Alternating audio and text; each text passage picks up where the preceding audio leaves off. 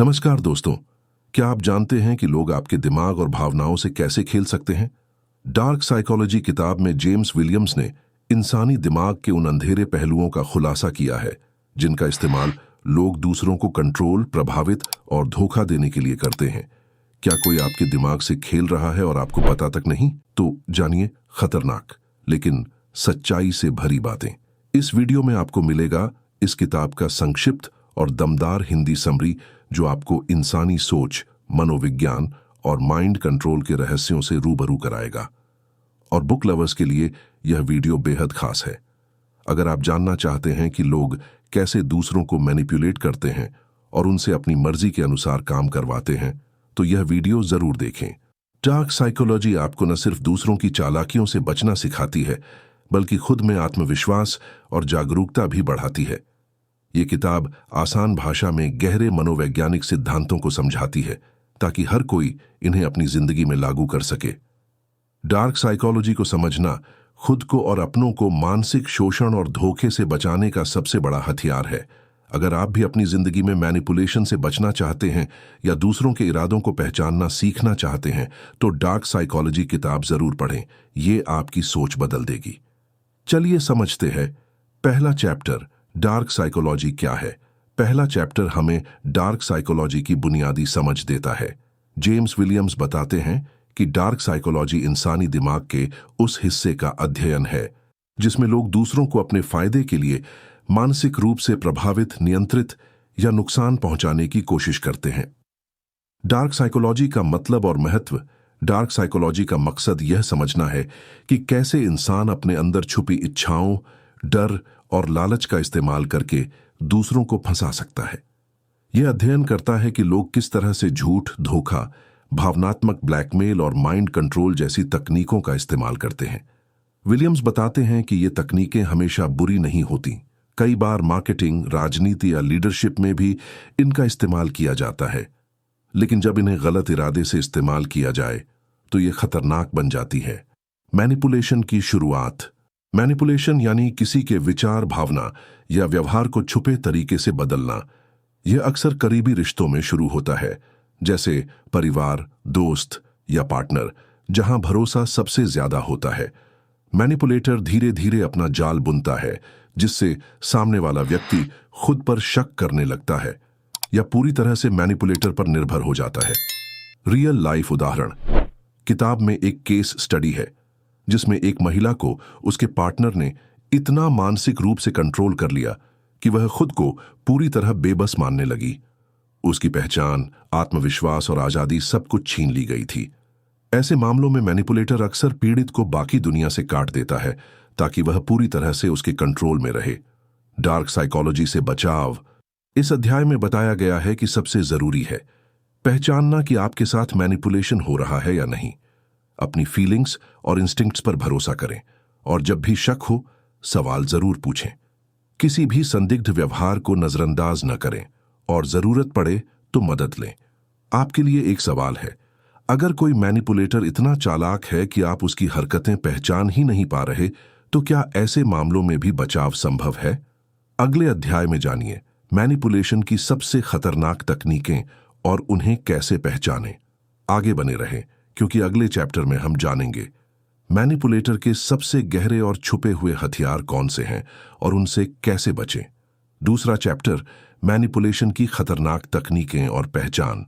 इस अध्याय में जेम्स विलियम्स उन गुप्त और खतरनाक तकनीकों का विस्तार से वर्णन करते हैं जिनका इस्तेमाल मैनिपुलेटर दूसरों को अपने जाल में फंसाने के लिए करते हैं। लेखक बताते हैं कि मैनिपुलेशन हमेशा सीधे तरीके से नहीं होता। कई बार ये इतनी सफाई से किया जाता है कि पीड़ित को पता ही नहीं चलता कि उसके साथ क्या हो रहा है। Number 1, gaslighting. परिभाषा। गैसलाइटिंग एक ऐसी मानसिक रणनीति है जिसमें मैनिपुलेटर बार बार झूठ बोलता है, सच्चाई को तोड़ मरोड़कर पेश करता है और पीड़ित को उसकी खुद की याददाश्त और सोच पर शक करने के लिए मजबूर करता है। कैसे पहचानें? आपको बार बार ऐसा लगे कि आपकी याददाश्त कमजोर हो गई है। सामने वाला बार बार कहे, तुम्हें गलत याद है या ऐसा कभी हुआ ही नहीं। आप खुद पर भरोसा करना छोड़ दें। रियल लाइफ उदाहरण। पति पत्नी के रिश्ते में जब एक पार्टनर बार बार छोटी छोटी बातों पर झूठ बोलकर दूसरे को भ्रमित करता है। नंबर 2, इमोशनल ब्लैकमेल परिभाषा। इसमें मैनिपुलेटर आपकी भावनाओं का फायदा उठाकर आपको गिल्ट, डर या शर्मिंदगी में डाल देता है ताकि आप उसकी बात मान लें। कैसे पहचानें? कोई बार बार कहे, अगर तुमने मेरी बात नहीं मानी तो मैं बहुत दुखी हो जाऊंगा। आप खुद को हमेशा दोषी महसूस करें, भले ही आपकी गलती ना हो। रियल लाइफ उदाहरण, माता पिता या पार्टनर जो अपने फैसले थोपने के लिए इमोशनल प्रेशर डालते हैं। नंबर 3, साइलेंट ट्रीटमेंट परिभाषा। मैनिपुलेटर सामने वाले से बात करना बंद कर देता है ताकि वह परेशान होकर उसकी शर्तें मान ले। कैसे पहचानें? अचानक बातचीत बंद हो जाना, आपकी गलती न होने पर भी आपको इग्नोर करना। रियल लाइफ उदाहरण, दोस्ती या रिश्ते में जब कोई बिना वजह दूरी बना ले। नंबर 4, ब्रेन वॉशिंग परिभाषा। लगातार दबाव, डर और झूठी जानकारी देकर किसी की सोच और पहचान को पूरी तरह बदल देना। कैसे पहचानें? आपको अपने पुराने विचार गलत लगने लगे, आप अपनी पहचान खोने लगे। रियल लाइफ उदाहरण, कट्टरपंथी समूह, कल्ट्स या चरमपंथी संगठनों में नए सदस्यों का ब्रेन वॉश करना। इन तकनीकों से कैसे बचें? सावधानी, जब भी कोई आपको बार बार गिल्ट, डर या भ्रम में डाले, सतर्क हो जाएं। सीमा तय करें, अपनी सीमाएं स्पष्ट रखें और जरूरत पड़ने पर ना कहना सीखें। मदद लें, भरोसेमंद दोस्तों या काउंसलर से सलाह लें। अपनी सोच पर भरोसा रखें। अगर आपको बार बार खुद पर शक हो रहा है तो अपनी भावनाओं को नजरअंदाज न करें। जिज्ञासा जगाने वाला सवाल आपके लिए, क्या आप जानते हैं कि कुछ लोग जन्म से ही मैनिपुलेटर होते हैं या ये आदतें समय के साथ सीखी जाती हैं? अगले अध्याय में जानिए मैनिपुलेटर के मनोविज्ञान के पीछे की असली वजहें और उनकी मानसिकता का गहरा विश्लेषण। आगे बने रहें, क्योंकि अगले चैप्टर में हम जानेंगे मैनिपुलेटर का दिमाग कैसे काम करता है और क्या आप भी अनजाने में मैनिपुलेटिव बन सकते हैं। तीसरा चैप्टर, मैनिपुलेटर की मानसिकता और उनकी सोच का रहस्य। इस अध्याय में जेम्स विलियम्स गहराई से बताते हैं कि आखिर मैनिपुलेटर का दिमाग कैसे काम करता है। क्या ये लोग जन्म से ही ऐसे होते हैं या परिस्थितियां और अनुभव उन्हें ऐसा बना देते हैं? लेखक ने कई मनोवैज्ञानिक रिसर्च और केस स्टडीज के जरिए मैनिपुलेटर की मानसिकता का विश्लेषण किया है। मैनिपुलेटर बनने के कारण। नंबर 1, जन्मजात प्रवृत्ति। कुछ लोग बचपन से ही दूसरों की भावनाओं को समझने और उनका फायदा उठाने में माहिर होते हैं। साइकोपैथ और सोशियोपैथ जैसी शख्सियतों में ये प्रवृत्ति ज्यादा पाई जाती है, जिनमें सहानुभूति, एम्पैथी की कमी होती है। नंबर 2, परवरिश और माहौल। बचपन में अगर कोई बच्चा लगातार धोखा, उपेक्षा या भावनात्मक शोषण का शिकार होता है तो वह भी दूसरों को कंट्रोल करने की आदत सीख सकता है। परिवार, स्कूल या समाज का माहौल भी मैनिपुलेटिव व्यवहार को बढ़ावा दे सकता है। नंबर 3, सीखी गई आदतें। कई बार लोग अपने आसपास के लोगों को देखकर मैनिपुलेशन की तकनीकें सीख जाते हैं। ऑफिस, रिश्तों या बिजनेस में बार बार सफल होने के बाद भी लोग इन आदतों को अपनाते जाते हैं। मैनिपुलेटर की सोच और रणनीति।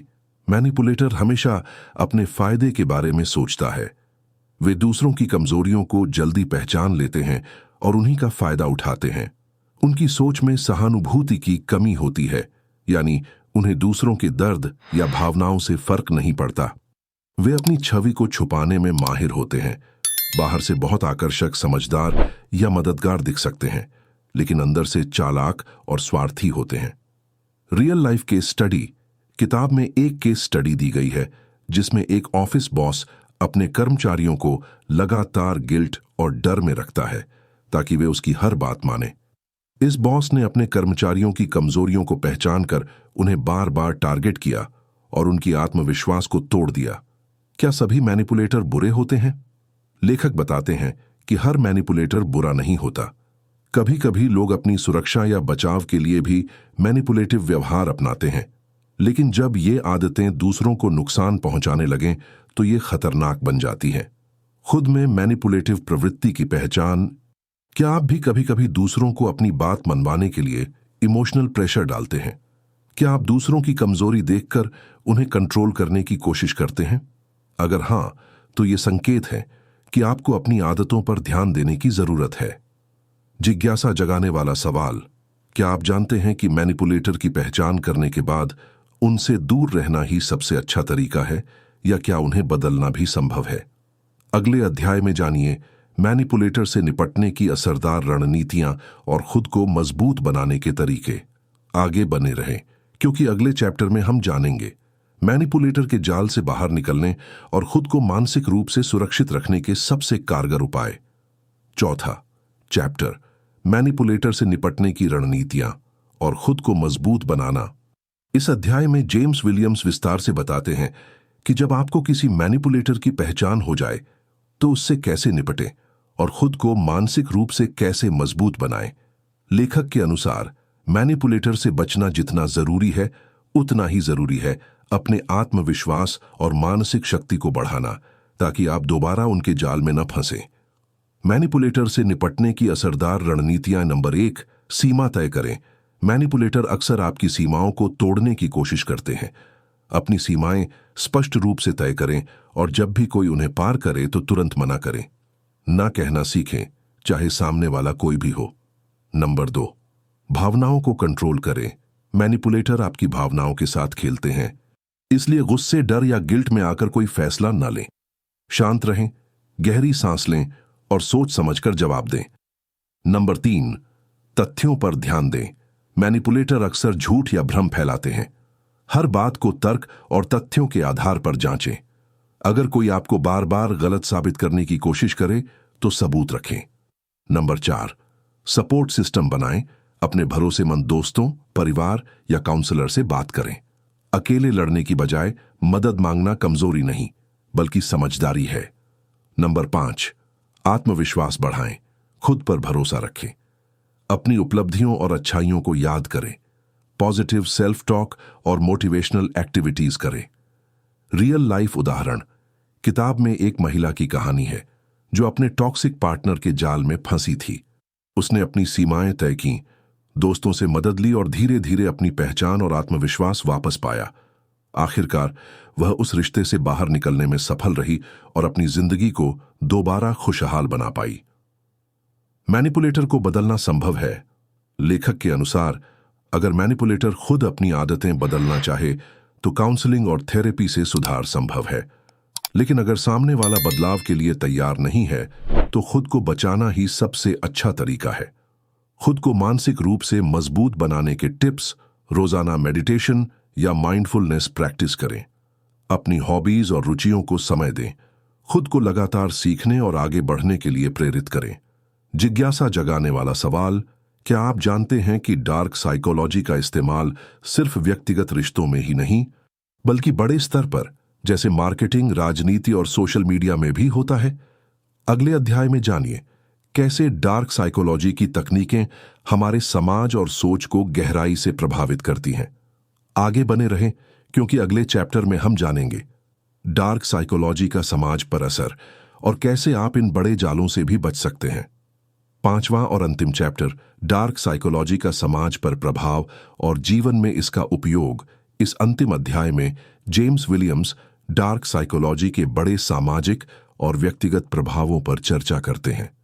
वे बताते हैं कि यह केवल व्यक्तिगत रिश्तों तक सीमित नहीं है, बल्कि मार्केटिंग, राजनीति, सोशल मीडिया और बड़े पैमाने पर भी इसका प्रभाव होता है। साथ ही वे हमें सिखाते हैं कि इस ज्ञान का सही इस्तेमाल कैसे करें, ताकि हम खुद को और अपने आसपास के लोगों को सुरक्षित रख सकें। डार्क साइकोलॉजी का समाज पर प्रभाव, राजनीति और प्रचार।